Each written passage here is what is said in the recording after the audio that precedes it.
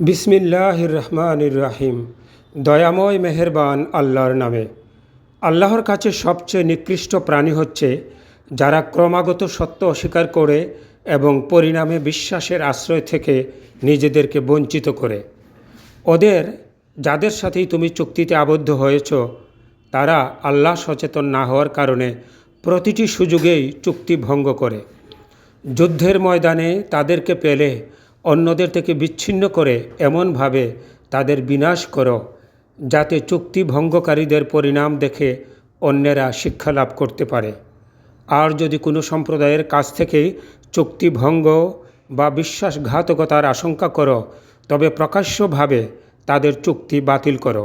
নিশ্চয়ই আল্লাহ বিশ্বাসঘাতকদের অপছন্দ করেন। সূরা আনফাল আয়াত 55 থেকে 58। আল কুরআন বাংলা মর্মবাণী।